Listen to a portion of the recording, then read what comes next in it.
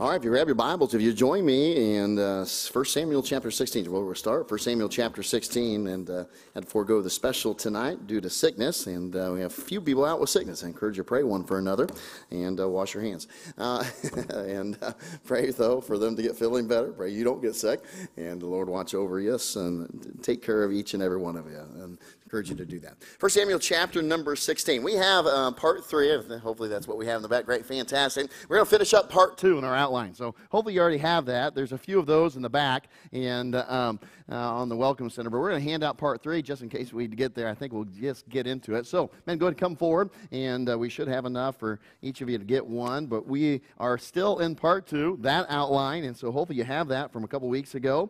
And we will finish that up first. And then we will go into part number 3, okay? And so we'll kind of hand these out, get everybody with us on the same page, and have enjoyed our study. For those visitors that are with us, we've been doing a study on music, and whether it's in, you see the title, defining it as powerful praise or Satan's stumbling block, how we view music, how we handle music, and what God intended for it, and so forth. We'll get into that a little bit today. And so we've had the privilege of studying in different ways, and I trust we have enough outlines for everybody. We'll try to hand them out, and they're two-sided, so for those of you who just get one to doodle on, you're out of luck, okay, on the back.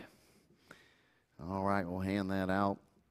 As they do, let's just review real quick. I think we can do 2 things at once, most of us, and let's start with this. We looked at the past of music, right? We looked at its history in a sense, and we identified some things that are true, some statements that we understood to be true in our study of music. Number 1, the Bible is musical. We saw over 500 references in the Bible to music, so it is heavily incorporated into the book that forms what we believe and our doctrine and such, the Bible. Number 2, we saw that God is musical, obviously being the author of the Bible. It came from somewhere, and God is very musical. He speaks of that need and that reality to the need to use music and the powerful tool that it is and such there. And so God is musical. Letter C, the third statement, Satan's musical. We saw that from the Scriptures, how he was created in such a way that he is musical, and he knows how to use it. He knows how to honestly use it to trip people up. And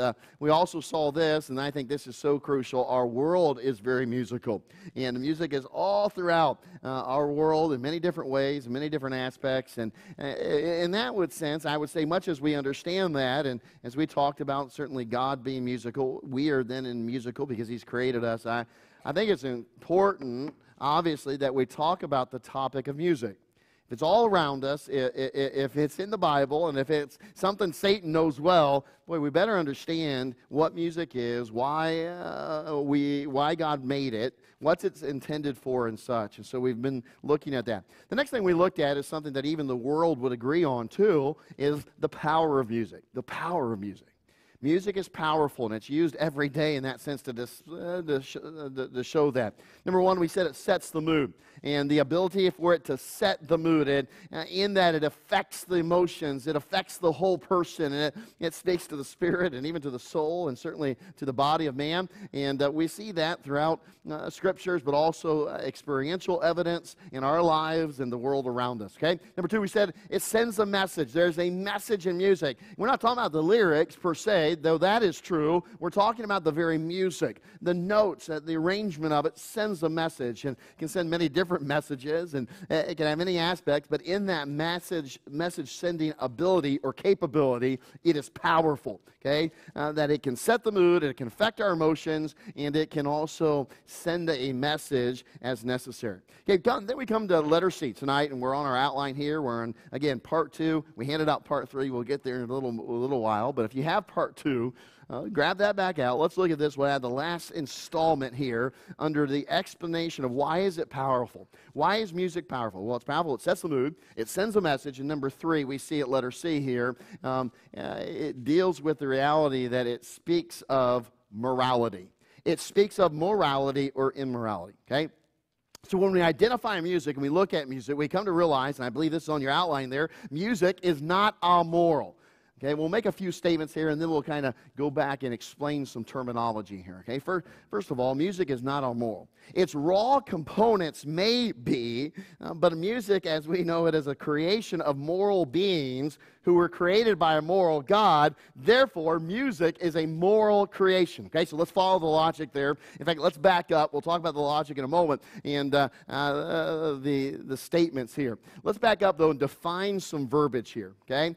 If we're saying music will either be good or bad, moral or immoral, in other words, it will speak to one of those things, it would help us to define the term moral. Okay, so let's do that. First of all, one definition, it's used in two ways very much, the word moral. Okay, the first meaning of the word moral is simply this. You see it up here. Having the ability to make judgment of right or wrong concerning human action and character. Possessing the ability to discern between right and wrong, okay? The Bible will speak of that reality of there being so many in a city that cannot tell between their left hand and right, cannot discern between their left hand and right, okay? So the idea of being a moral person is that you have the ability to discern between right and wrong. Okay? You and I, as a creation of a moral God, we are moral beings. God created us as such. And so we have the ability to identify, to discern between right and wrong because we serve a moral God. Okay? That's the first obvious explanation or definition of the word moral. Okay? So if we use it in that sense, referring to a person, we say they have the ability to discern between right and wrong, the ability to judge between good and bad. Right? Secondly, the word moral is also used to demonstrate goodness or correctness of character and behavior. Okay? So in other words, we would say that's moral, that's good. It's interchangeable in that sense with being good or doing good. He is a moral person. We might use that term in that usage in that way. And we might be describing them as being somebody who is good, who does right in their living, in their choices. They're a moral being because they have the ability to discern, and we could turn around and say, well, they're doing right, they're doing good, they are a moral person. Okay?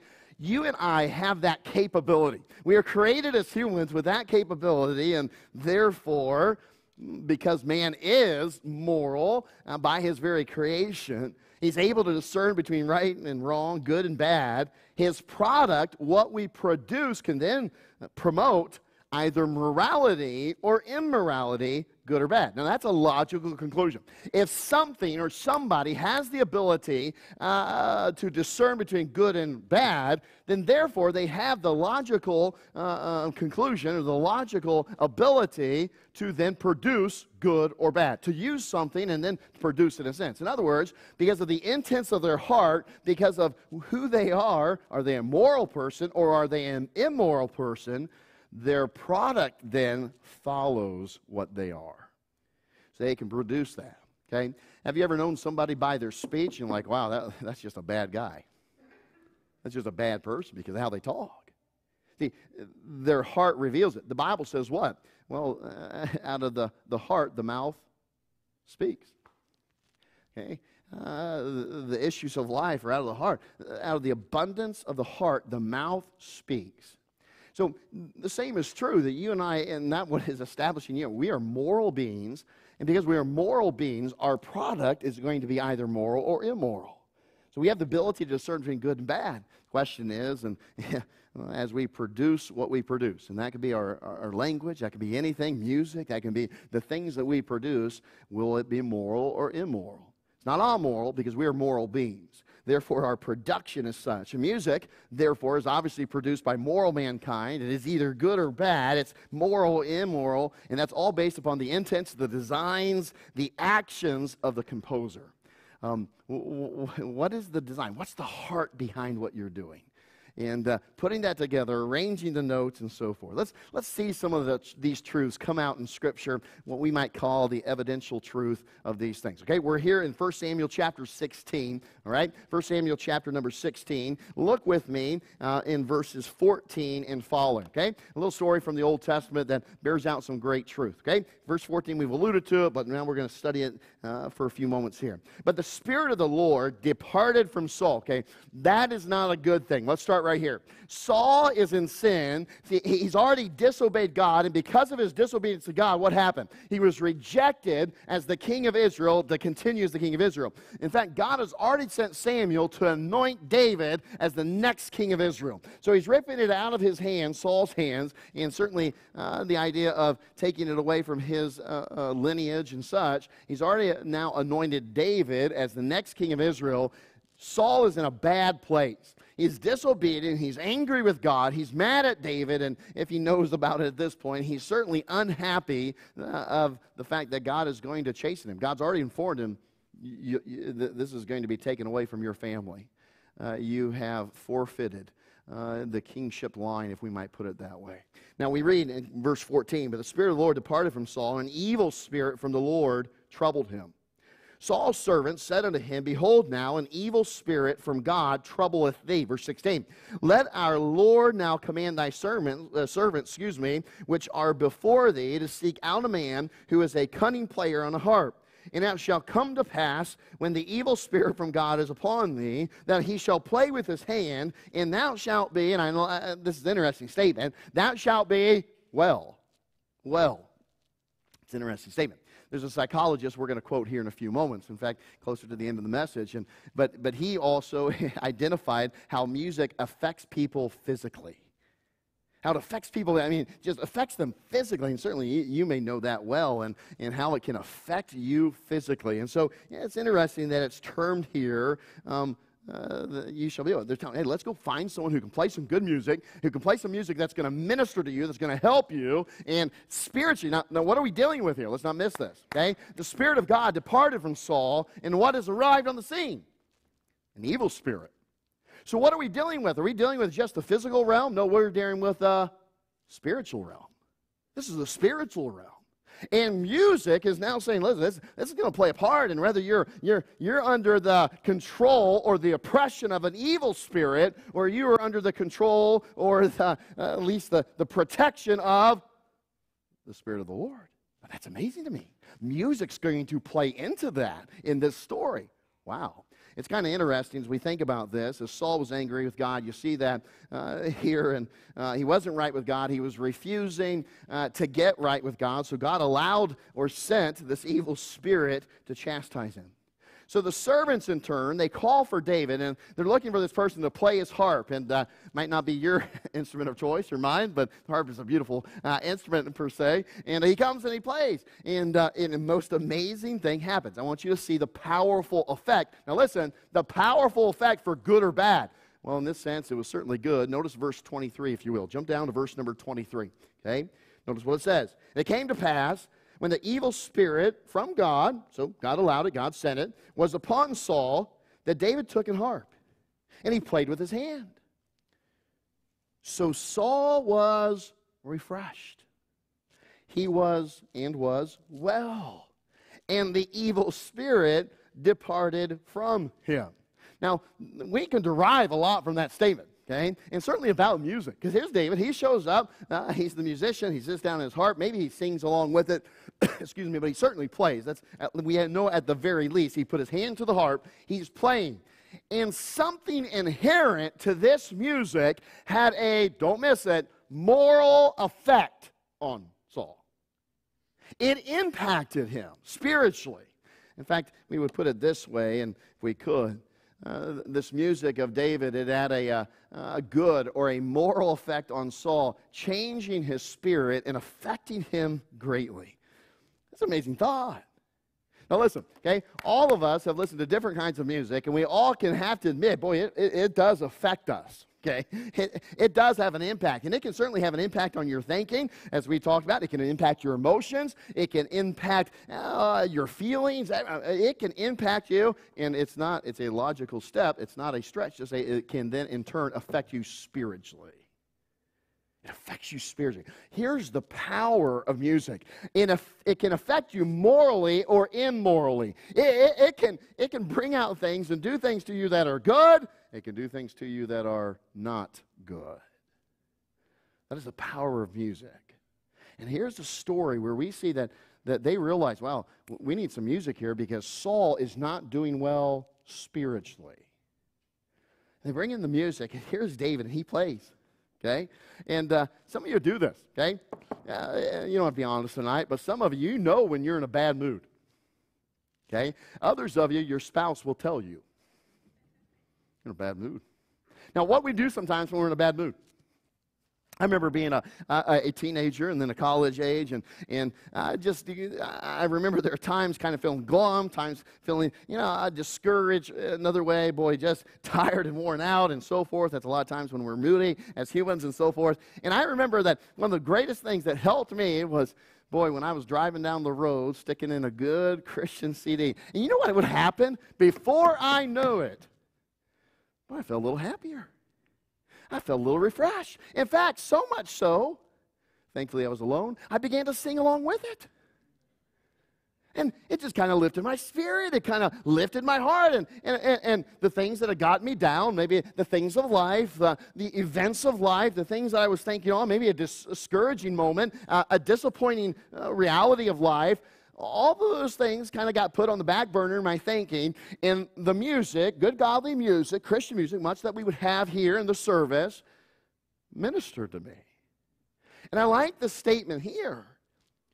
What was the effect on Saul? It refreshed him, it made him well, and what happened spiritually? Could we just put it kind of this way? He had a revival. The evil spirit what? Departed. He was revived spiritually. How? Through music. But let me ask you this. If music is amoral, how in the world does it have that a powerful effect? How in the Scriptures, and certainly we see experiential evidence in our lives, the lives of others, how in the world does it have this powerful effect to cheer us up, to minister to us spiritually? Now, I don't know about you, but when Mr. Solis was over here tickling the ivory keys, as we like to say and refer to piano playing, that beautiful song, It Is Well With My Soul, I think it was one of the more dynamic hymns that we sing. Because it builds up every verse and some things written in there musically that I couldn't even identify that tell you, boy, this is a building. It's a building feeling. And I love the building of the feelings that go along with that hymn because it's just a big crescendo. That's a musical word, okay? And that big crescendo, it just comes to it. And boy, it just builds and builds and builds. And the result is, it is, what's the word? What did it say about Saul? Made him what? Well. Now, we didn't plan that. But literally, you know what Saul could sing after that? It is well with my spirit. God has ministered to me through that music.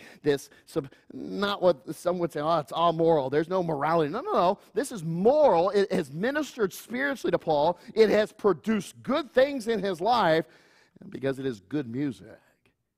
I like to make this statement, and you see it up here, and the fact is this: the evil spirit departs, and I like this. I really believe this with all of my heart, okay? And I would just encourage you why it is important for you to not only listen to good Christian music in your church, but to listen to good Christian music in your homes and in your cars and anywhere you go. Why is that? Because I'll tell you, I think this story demonstrates that good Christian music chases evil spirits away. And in turn, you know what we see? That evil spirit departs. The evil spirit departs.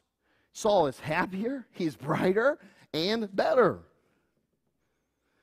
Spiritually. He is right spiritually with God. Some things have been restored. And that evil spirit has departed. The sad thing is, I think Saul makes some choices that causes that spirit to come back to him. Because the passage even alludes to this happens frequently or more than once, that David has to come and play, and God uses that powerful, good music to chase away the evil spirit. That's an interesting truth, and yet it is at the same time a powerful truth. Because music can either chase away bad spirits or it can welcome them. There are instances even in Scripture where there is music that encourages the wrong kind of spirits, no doubt. It can enhance a godly event, and it can enhance a worldly, sensual event. We'll get down the road in a few messages down the road, and we'll share with you some of the quotes of artists of the world, rock music, and so forth. And some of them are unabashedly telling us that in their design, now don't miss this, in how they design music, how they write and compose music, they are welcoming evil spirits. Some of them will say that blatantly. That we want these evil spirits to come, and this kind of be the place where they feel at home and so forth. They are literally communicating that unabashedly. That they want that. They want them to feel welcome. You see, the fact is this. Music can either promote morality, good, or it will promote immorality, wrong, bad, and the actions and things that come from it. Okay? There's also another evidential thing, and I think this is a very practical example. You've certainly heard it before, okay? But you see at number 2 here in our outline, it is this simple truth. It is what we would call the language comparison. The language comparison, okay? So as we think about words in the English language, they mean something and they are either moral or immoral.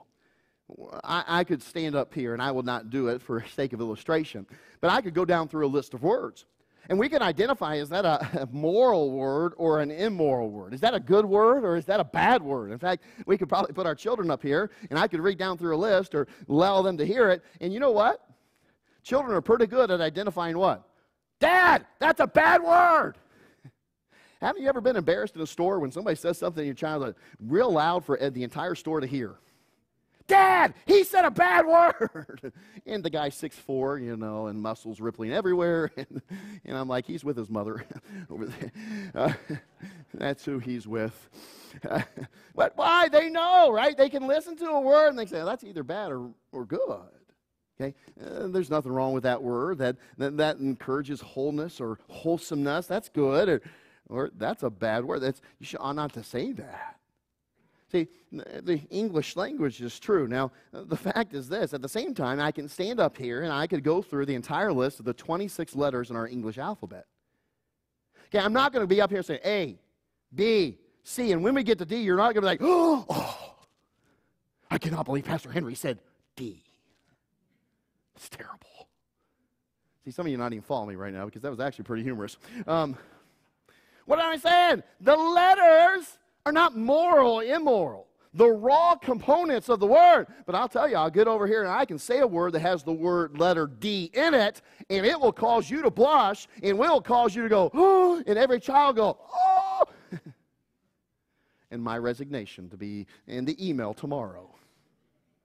Why? Because they're either moral or immoral words. But the components, A, B, C, D, E, F, G, they're all moral.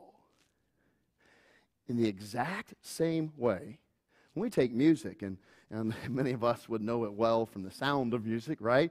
Do, re, mi, fa, so, and all that good stuff. Do, a female, okay, I won't keep going, but all those notes. That was interesting. In the medieval time, that was a means to teach the major scale, by the way. It's kind of an interesting study if you look at it. And nonetheless, those are notes, right? In and of themselves, those notes are all moral. Well, I'm not going to sing, or I'm going to go over the piano and hit a note, and you're not going to say, oh, that note should never be played in church.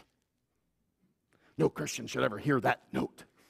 No, those notes are all moral. But I'll tell you, we can put a bunch of those notes together, and maybe using that very same name, and we can play some on here, and Pastor Aaron will be like, get off that piano now. We're not doing that in church. That doesn't glorify God. Now, what happened? We took the raw components that are all moral, and we put them together. We orchestrated, we organized, we put them together in such a way that now we have established something that is, because why? We're moral beings, and therefore we've established or created, composed something that is moral or immoral.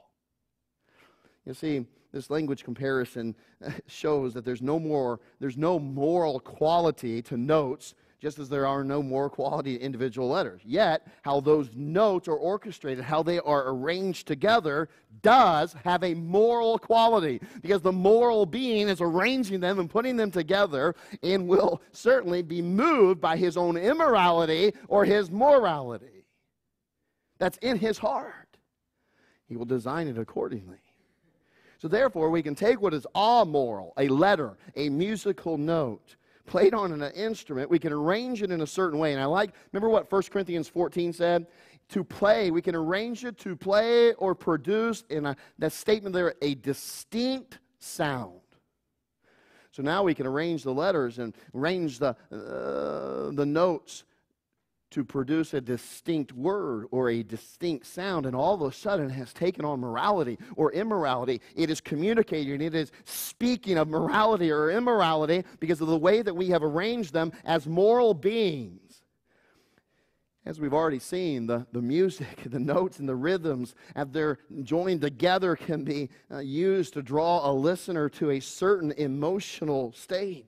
Can cause the hearer to worship, or can incite the listener to act in a specific way. We've already talked about that as we talked about music and the use in restaurants and shopping places, and how they use that music to elicit out of you a certain action. Whether to stay longer or such, I think I may have mentioned, but I think one of the most amazing uses of that music was within restaurants. During their busy hours, they sped up the music so that you would eat faster and leave so they could have your table. During lower hours, they slowed the music down, hoping that you would stay and do what? Buy more stuff. Isn't that amazing? They got to the point where they could engineer music, and they understood how that would have an effect on people within a restaurant sitting down and affect people in such a way. We've seen that. So music must have a moral aspect because God is a moral being. He created us as moral beings, and He gave music to us. Now, notice the statement on your outline here, okay? So our moral letters joined together make moral or immoral words. Likewise, our moral notes joined together make moral or immoral music. By logic, by the obvious connection and the production of what we've seen already, okay? Therefore, we must conclude that music is not neutral.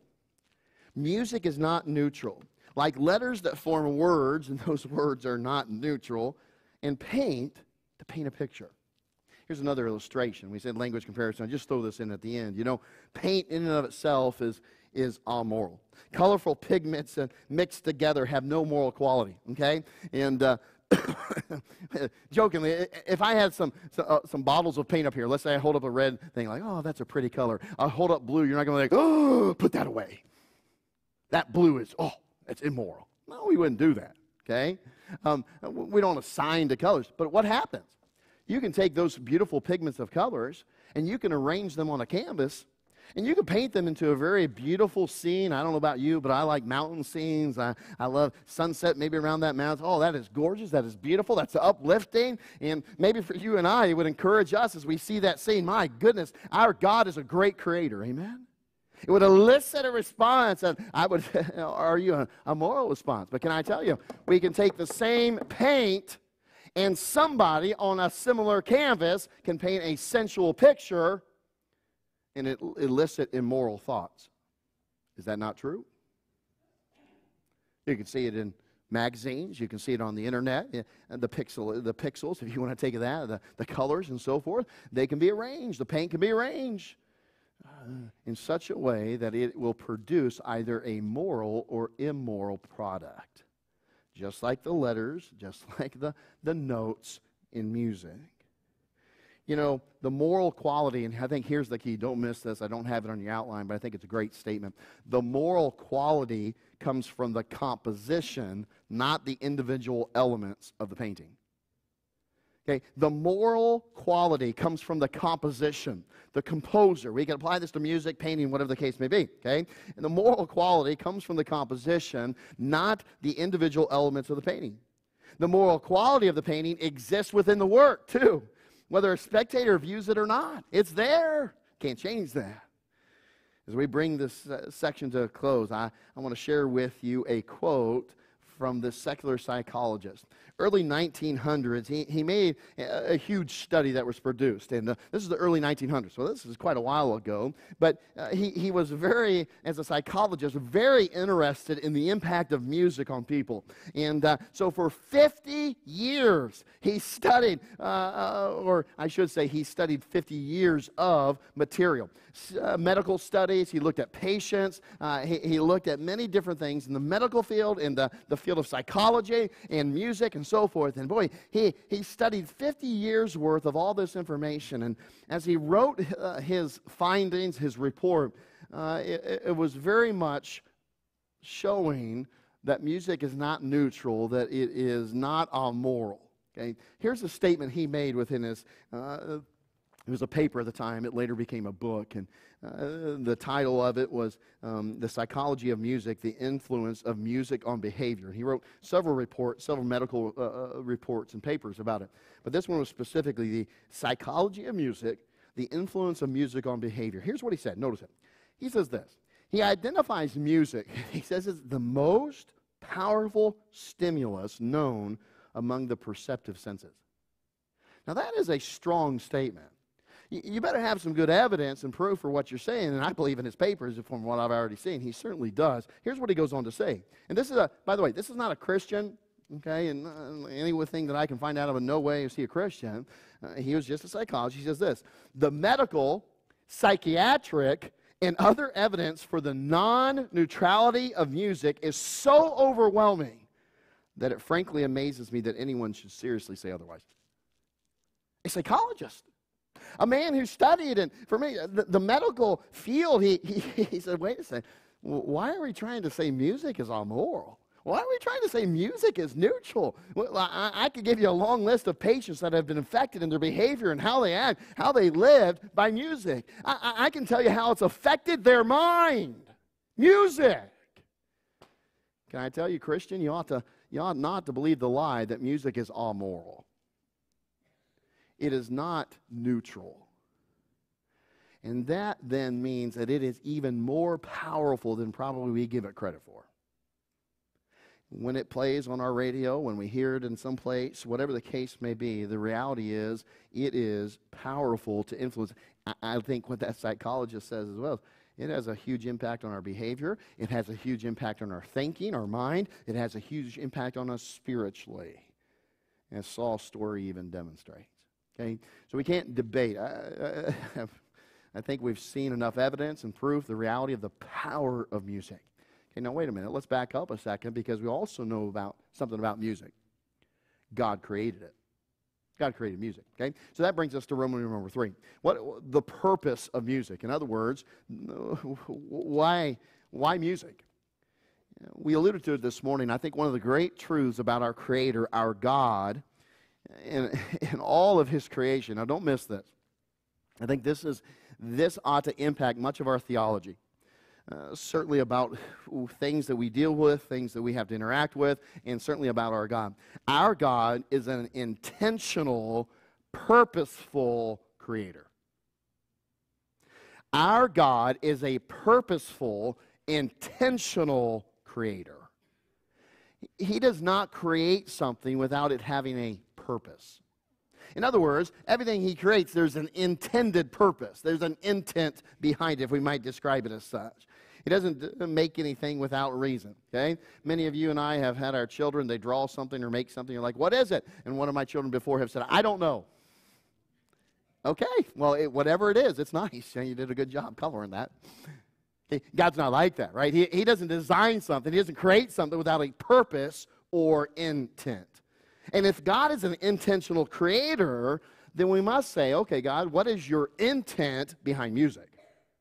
It's all around us. It's in the world. We are, I believe, musical beings to a degree, and because I believe God is musical. And so, God, why did you give us music? What is the purpose and the intent behind what you've given us that we call music? Okay, so let's start with understanding that by letter A. We'd say this: God created both you and music, and certainly this is a big umbrella because it would include everything else. He created us for one main purpose. We would say the ultimate purpose. In general, broad purpose is His glory and His pleasure. His glory and His pleasure. Okay? You and I are created for that. And in our Sunday school for adults, we're going over a series on stewardship, and that's foundational to being a wise steward, is to embrace the reality that God is intentional in his creation. He created us for a purpose. And we want to steward our lives to fulfill the purpose he's given us. Very important and foundational for you and I and how we live our lives as Christians, okay? So as he has done that, a couple verses obviously come right to mind. Psalm 115, verse number 1. Now, not unto us, O Lord, not unto us, but unto thy name give glory for thy mercy and for thy truth's sake. Revelation chapter 4 and verse 11 is probably the quintessential verse we look to, or the proof passage for the creation of mankind and of all things. Thou art worthy, O Lord, to receive glory and honor and power, for thou hast created all things. Okay, so that establishes the authorship, the creation of God is all things. And then he says, okay, now here's the purpose. This verse is very intuitive in that, or at least instructional, I should say, in that truth. God created all things. And then what's the purpose of all things? Well, for thy pleasure they are and were created. Now, I like that are and were created. Okay? Do you understand that God is keeping his creation going, and he creates things and continues to create life? Everything that God creates in the past and the present, my friend, it is created for his pleasure. It has a intended purpose. And everything that comes up, God wants that to be used in such a way to bring him glory. Okay? So we can safely conclude that God desires all of his creation to work together for this common purpose. In fact, we put it this way. Music should be used to achieve the ultimate purpose of creation, both in our lives and the world. Okay? So the first conclusion we have to make is this. God has a purpose for it. God has a purpose for everything. And if we can just say in a broad spectrum the reality of the purpose or the reason behind everything, or the purpose in its creation was to bring God pleasure. Now listen to me. Ought not music to bring God pleasure? Ought not it to fall in that? Ought it not to help you and I glorify God? Now, that is a great thing to use to say, okay, is my music good or bad? Well, turn around. Let me ask you this. Does it help you bring pleasure to God, or does it not? Does it help you to glorify God, or does it not? Because there's a whole lot of music out there that does not glorify God. You know who it glorifies? Mankind. It glorifies things of this world. It glorifies not him, but them. Glorifies things that certainly would not fulfill the ultimate purpose in our lives and of all creation. See, my friend, it starts with the reality of you and I embracing there is a purpose behind everything that God creates. And I don't know about you, but as a person, I want to fulfill the purpose that God has given me. So that means that everything in my life, music and speech and everything, I want it to fulfill the purpose that God has given it.